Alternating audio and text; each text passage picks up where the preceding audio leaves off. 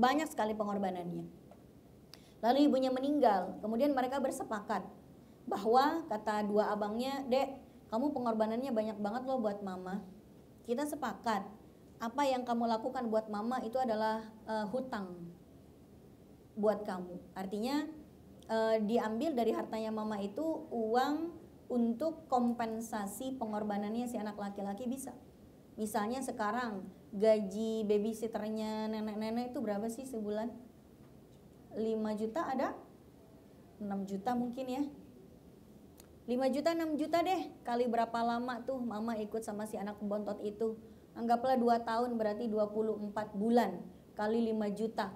Ambil dari harta mamanya sebagai ganti rugi kompensasi jasa si anak tersebut. Bisa. Gitu kan, habis itu sisanya baru dibagi waris, yang dengan bagi warisan itu semua jatahnya sama semua. Jadi mau jasa atau tidak berjasa bagian warisannya sama. Tapi kalau mau dianggap jasanya itu sebagai piutang yang hendak dihargai, ya silakan saja. Jangan sampai anak laki-laki itu gini, "Wahai abang-abangku semuanya, bagian jatah warisan saya harusnya 80% nih. Ya saya berkorban buat mama kita, kalian gak pernah berkorban," gitu kan. Jasa saya disebut semua jasanya, jangan nanti malah habis pahalanya. Harusnya kedua abangnya tuh ngiri sama adeknya.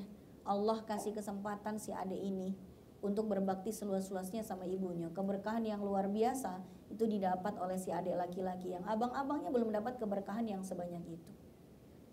Oke, ini kira-kira hal-hal yang tidak berpengaruh di dalam pembagian warisan. Udah tanya jawab, masuk? Tanya jawab aja ya.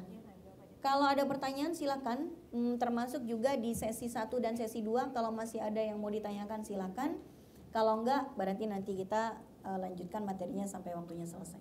Saya kembalikan waktu dan tempat ke Mbak Liza, silakan. Baik, teman-teman, sudah mumet dasnya.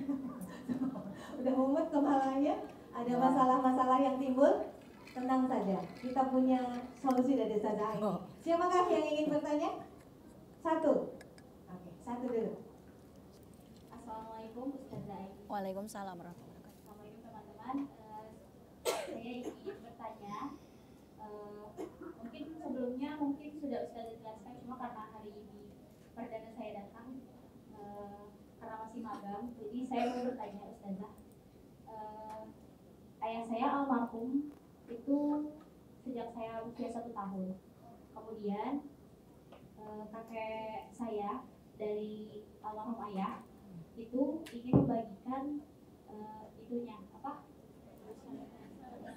katanya warisannya, cuma nenek saya bilang ke saya, nanti bagian ini untuk kamu aja karena ayah kan udah gak ada, jadi ini buat kamu. Nah itu jatuhnya kayak gimana ya Ustazah? Tapi anak-anak lainnya itu memang sudah ada bagiannya sendiri-sendiri, dan bagian itu kebetulan bagian untuk almarhum ayah saya. Terus nenek saya juga menjelaskan kalau itu nantinya akan jadi untuk saya. Nah itu gimana ya Ustaz? Sebentar, saya mau nanya. Itu hartanya siapa yang mau dibagi waris? Hartanya bapak apa hartanya kakek? Kakek. Oh, pantas. Tadinya saya pikir hartanya bapak ya. Ternyata hartanya kakek kan? Hartanya kakek tapi jatahnya ayah, gitu kan? Kakeknya masih hidup ya? Iya, berarti nggak ada bagian warisan. Nggak ada bagi-bagi waris. Kenapa? Karena hartanya masih dimiliki oleh orang yang masih hidup. Gak ada bagi waris di sini. Pemiliknya masih hidup ya. Nanti jatahnya bapak buat kamu gitu kan? Gak bisa. Bapak udah meninggal duluan dari kakek. Jadi mbak bilang sama kakek, "Kakek, ayah saya kan meninggal duluan dari kakek. Jadi bukan ahli waris kakek lagi. Tolong hibahin yang banyak buat saya. Yang sekiranya menurut kakek jatahnya bapak itu kasih ke saya right now, right here." Karena ayahnya mbak itu udah bukan jadi ahli waris. Karena meninggal duluan dari pemilik harta gitu. Jelasin sama kakek mumpung kakek masih hidup. Ya, Kek, nih saya nih. Anak yatim dari kecil nih. Iya. Saya kalau nanti kakek meninggal tuh bukan ahli waris kakek, kek. Kasihan sama saya, kek.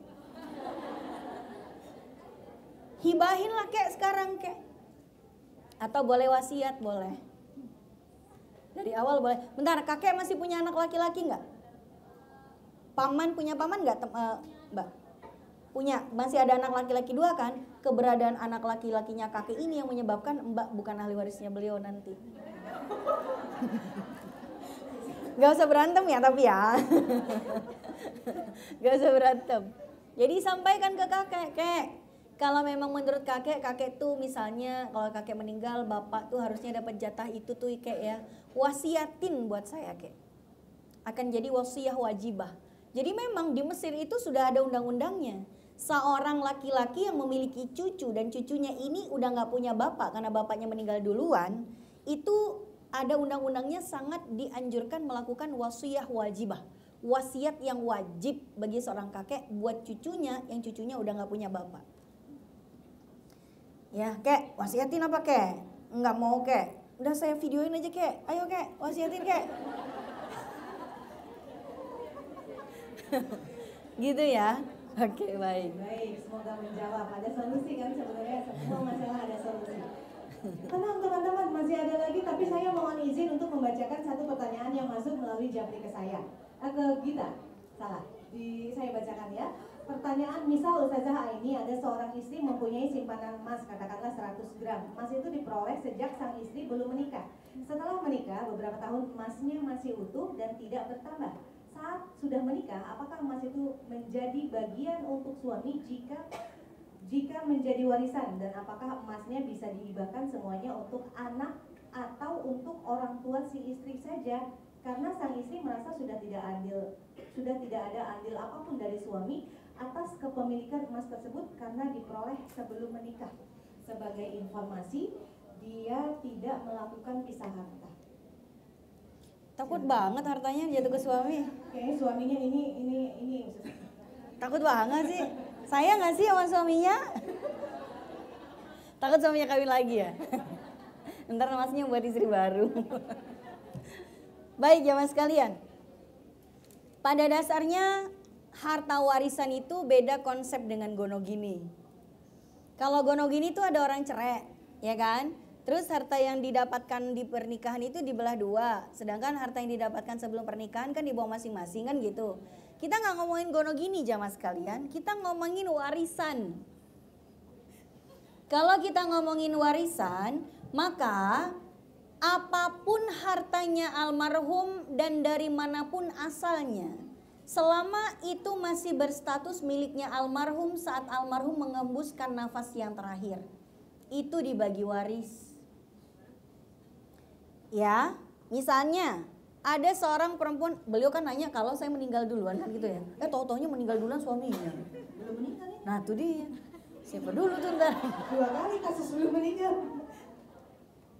Ini kita 2 pertanyaan tuh gak ada bagi waris di sebetulnya. Semua tuh andai gitu ya. Misal ya udah misal. Ada seorang perempuan itu wafat. Dia punya harta benda yang berstatus miliknya. Pertama simpanan emas, untung bukan simpanan orang, ya kan? Emas nih simpanannya.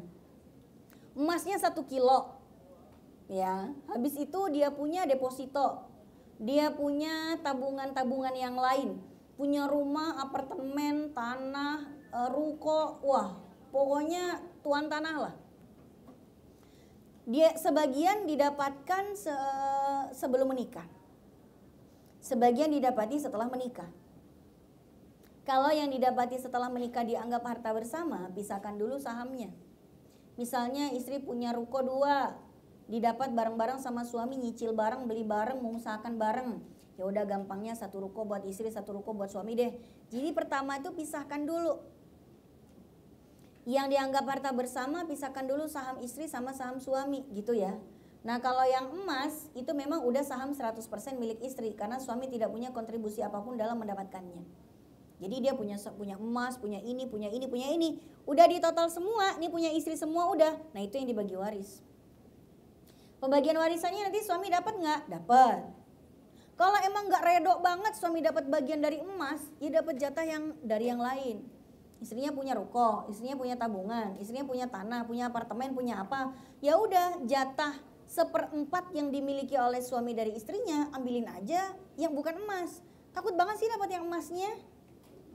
Kan walaupun gak dapat jatah dari emas kan dapat dari yang lain, tanah kek, uang kek, apa kek. Kalau dapat uang dia juga bisa beli emas gitu loh, ya kan? Intinya suami dapat jatah 1/4 kalau istrinya punya anak gitu, ya kan? Terus yang 3/4-nya kemana? Ke ahli waris yang lain, ke anaknya kah, ke orang tuanya kah, dan lain sebagainya. Begitu juga suami. Suami ini jadi sebelum pembagian warisan antara suami dan istri, pisah. Tentukan dulu mana hartanya almarhum yang 100% dimiliki oleh almarhum. Kalau ada di antara harta almarhum yang masih dimiliki oleh orang lain, karena dianggap harta bersama misalnya, itu hartanya almarhum bersama mantan istrinya. Ya udah pisahkan dulu, tentukan dulu jatahnya mantan seberapa dari harta tersebut, pisahkan dulu. Jadi setelah selesai pemisahan harta baru ditentukan ini loh hartanya almarhum, baru dibagi waris gitu. Sedangkan gini, kalau tadi beliau nanya tidak ada perjanjian pemisahan harta. Jamaah sekalian, kalau bicara tentang hukum Islam, dalam hukum Islam memang aslinya suami istri itu terpisah, otomatis nggak nyampur. Tapi kalau dalam hukum konvensional, dalam hukum hukum BW di Indonesia, di KUH Perdata, itu kan dianggap harta bersama. Sejak menikah, siapapun yang berpenghasilan dianggap dicampur lebur lalu dibagi 50-50 kan. Kalau dalam syariat Islam enggak. Siapa yang menghasilkan, dialah yang berhak. Istri berpenghasilan, punya gaji, itu harta istri apa harta bersama? Harta istri 100%. Kalau suami berpenghasilan punya harta, itu hartanya suami juga 100%. Tapi suami wajib menafkahi istri, sedangkan istri tidak wajib menafkahi suami. Aturannya seperti itu. Kalau cerai ya masing-masing bawa hartanya. Kalau meninggal ya masing-masing diwariskan hartanya. Gitu loh, ya. Nah, kalau tadi mbaknya nggak ada pemisahan harta, misalnya punya kekhawatiran kayak gitu, ya udah bikin aja sekarang dah perjanjian dah. Masih hidup kan dua-duanya? Yuk perjanjian pasca nikah. Per tanggal hari ini kita buat perjanjian, walaupun nikahnya ternyata udah 20 tahun tuh ya. Per hari ini kita bagi masing-masing ya. Ya udah bikin aja hari ini, daripada deg-degan ngurusin emas tuh kepikiran sama emasnya kan. 100 gram, sekilo deh harusnya. Itu ya. Gitu. Oke, baik. Baik, masih ada kah? Belum masuk nih yang pembagian warisan nih. 2 pertanyaan tidak bagi waris semua. Oke, mudah-mudahan yang ini bagi waris nih. Silakan, Kak. Assalamualaikum Ustazah, izin bertanya. Jadi ada satu keluarga, dia itu nenek-nenek punya anak 4.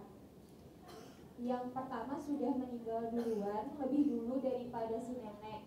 Kan kalau berdasarkan dari yang runtutan tadi ya Ustazah, itu kan si anak yang udah meninggal duluan tidak dapat hak warisannya. Tapi dari sisi pasangan hidupnya tuh dia kekeh harus bagi harta warisan tersebut. Nah itu kita gimana cara ngejelasinnya, atau memang ada pembagiannya, karena kurang lebih dari keseluruhan harta si nenek ini itu tuh ada andil besar dari si yang meninggal duluan itu, Ustazah. Terima kasih. Si meninggal duluan itu punya anak ya? Laki-laki. Pantes. Jamaah sekalian, kemarin di sesi yang pertama kita pernah membahas tentang salah satu penyimpangan dalam pembagian warisan di Indonesia adalah ahli waris pengganti. Ahli waris pengganti itu maksudnya gini. Kalau seperti tadi posisinya Mbak yang tadi. Kalau misalnya ada seseorang punya anak laki-laki 1 atau 2 deh, 2, anggaplah 2 atau 3 ya. Anggaplah 3. Lalu anak laki-laki yang pertama itu meninggal duluan dari bapaknya. Tapi anak laki-laki yang meninggal ini punya anak lagi. Ada laki-laki, ada perempuan, macam-macam. Aslinya kalau dalam hukum Islam asli, anak laki-laki yang meninggal duluan ini bukan ahli waris. Berarti dia nggak dapat jatah warisan dari almarhum bapaknya dia. Berarti almarhum, gampangnya gini nih, Pak Bejo meninggal. Pak Bejo punya anak laki-laki 3 A, B, C. Yang A udah meninggal duluan dari Pak Bejo, tapi si A ini punya anak, gitu kan? Apakah anaknya si A ini dapat warisan dari Pak Bejo? Tidak. Keberadaan B dan C itu menghalangi si anaknya A untuk mendapatkan warisan dari Pak Bejo. Tapi di dalam kompilasi hukum Islam, namanya juga kompilasi ya. Kompilasi hukum Islam itu maksudnya hukum Islam yang dikompil, yang di mix dengan hukum BW Belanda dan juga hukum adat. Di situ ada pasal tentang ahli waris pengganti. Sudah berkali-kali Persatuan Notaris Muslim dengan berbagai kalangan ulama itu mengajukan draft perubahan pasal itu ke DPR, tapi DPR nggak pernah peduli karena nggak ada kepentingannya buat mereka kan. Nah, jamaah sekalian, akhirnya pasal itu akhirnya nggak pernah berubah. Di kompilasi hukum Islam yang dimix dengan hukum Belanda dan hukum adat itu menyatakan bahwa si cucunya Pak Bejo itu dapat warisan menggantikan posisi bapaknya yang meninggal duluan. Jadi si cucu anaknya A itu naik pangkat sejajar dengan B dan C. Dan itu sampai sekarang jadi titik kontroversi di kalangan para ulama. Tapi di masa itu entah kenapa di kompilasi hukum Islam itu dibikin kayak gitu ya. Seakan-akan itu hukum Islam padahal enggak. Namanya kompilasi hukum Islam itu hukum Islam yang dimix dengan hukum adat dan hukum Belanda. Jadinya dapat. Kalau misalnya tadi menantunya nenek itu gugat ke pengadilan, itu bisa menang. Jatah almarhum suaminya itu bisa diambil sama anaknya dia. Karena anaknya naik pangkat menjadi ahli waris pengganti. Tapi kalau mau sama seperti mbaknya tadi itu ya, kalau mau gugat ke pengadilan, jatahnya bapak bisa dapat ke beliau. Tapi gugat ke pengadilan itu butuh duit, oi. Jangan-jangan yang dikeluarkan untuk bayar pengacara itu jauh lebih besar daripada yang didapatkan. Kecuali kalau neneknya tuh konglomerat banget tuh. Wah, konglomerat banget gitu kan. Nah, itu bisa saja cari lawyer dia nuntut bagian suaminya itu nanti akan jatuh kepada anaknya. Kalau secara hukum Islam dari awal memang enggak. Kira-kira seperti itu ya.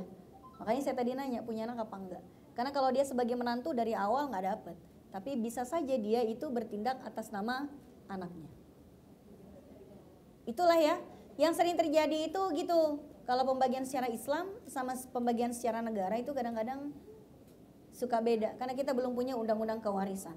Susah banget, jangan dikira para ulama nggak mau bikin draft ya. Udah berkali-kali bikin draft kita. Dengan para notaris muslim, udah rapat berkali-kali. Udah dikirim ke DPR berkali-kali. Sama DPR apa? Nggak ditanggapi. Nggak ada kepentingannya buat mereka. Baik. Kita tutup kajian ini dengan doa penutup dari Ustazah Aini. Oh, murah nih berarti Mbak Liza. Ala hadhihi niyah wa likulli niyatin salihah wa ila hadratin Nabil Mustafa al-Fatihah. A'udzu billahi minasyaitonir rajim. Bismillahirrahmanirrahim. Alhamdulillahirabbil alamin arrahmanirrahim maliki yaumiddin. Ihdinas siratal mustaqim siratal ladzina an'amta 'alaihim ghairil maghdubi 'alaihim waladdallin amin. Bismillahirrahmanirrahim. Allahumma shalli wa sallim ala sayyidina Muhammadin wa ala ali sayyidina Muhammad. Hamdan yuafi ni'amahu wa yukafi mazidah ya rabbana lakal hamdu wa lakal syukru kama yanbaghi li jalali wajhikal karim wa 'azimi sultanik. Rabbana fa'na bima 'allamtana wa 'allimna ma yanfa'una warzuqna 'uluman tanfa'una. Allahumma rzuqna rizqan halalan tayyiban mubarakan wa anta khairur raziqin. Rabbana zalamna anfusana wa illam taghfir lana wa tarhamna lanakunanna minal khasirin. Rabbana Allahumma ighfir lana dzunubana wa dzunuba walidayna warhamhum kama rabbawna shighara. Rabbana atina fid dunya hasanah wa fil akhirati hasanah wa qina adzabannar. Subhana rabbika rabbil izzati amma yasifun wa salamun alal mursalin walhamdulillahi rabbil alamin. Amin amin ya rabbal alamin. Assalamualaikum warahmatullahi wabarakatuh. Kalau pendapat saya hari ini tentang tema yang warisan di bagian 3 dari Ustazah Aini itu sangat-sangat bermanfaat ya, karena kita belum tentu kita mendapatkan ilmu tersebut dari para ulama yang lain di tempat-tempat yang biasa kita sebagai orang kantoran gitu, kalau kita untuk mengikuti kajian. Jadi alhamdulillahnya kita dapat ilmu yang sangat bermanfaat, apalagi tentang ahli waris yang dimana itu jadi hal yang sangat krusial bagi semua keluarga, yang banyak juga membahas bagaimana ahli waris yang seharusnya dapat dan yang tidak dapat kayak gitu kan banyak yang nggak tahu ya. Jadi untuk kajian hari ini benar-benar sangat bermanfaat banget. Saya udah mengikuti 3 kali kajian tentang warisan yang diberikan sama Ustazah Aini, dan alhamdulillahnya Ustazah Aini itu termasuk ustazah yang memberikan kajiannya itu sangat detail. Tapi selain detail, dia bisa juga memberikannya itu cukup ringkas karena adanya keterbatasan waktu. Makanya dari cara dia menyampaikan itu juga sangat-sangat mudah dimengerti sama para jamaah yang mengikuti kajiannya. Kalau untuk poin-poinnya yang hari ini dari saya pribadi, saya jadi tahu para ahli waris maupun pewarisnya sendiri itu bisa dapat dan membagikannya kepada keluarganya itu seperti apa, dan itu sangat-sangat detail yang dikasih sama Ustazah Aini. Jadi antara dari keluarga terdekat ataupun dari keluarga yang paling jauh sekalipun, kita tuh jadi tahu siapa yang berhak dan siapa yang tidak berhak untuk mendapatkannya, bahkan ketentuan-ketentuan tertentu yang juga perlu didapat sama para ahli waris tersebut itu bagaimana. Menurut saya sangat menarik dan isinya itu berbobot, benar-benar berdaging gitu, dan lumayan mudah dipahami lah. Penyampaiannya lugas, mudah dipahami, terus walaupun materinya disampaikan terlalu cepat ya, tapi bisa ditangkap. Poin-poin untuk hari ini tuh yang ditangkap itu lumayan banyak, terlebih tentang apa sih ahli waris kayak gitu. Terus apa ya, pasti bakal kedepannya itu bisa digunakan. Kalau siapa sih yang ahli waris, siapa sih yang bukan ahli waris, jadi biar kita nggak kebawa juga kayak yang udah kayak sekarang sih. Aku ngerasa kayak apa ya, hukum kayak ahli waris tuh yang sekarang berlangsung ya di Indonesia itu aneh sih menurut aku. Jadi harusnya bukan ahli waris atau jadi ahli waris, jadi kita bisa tahu.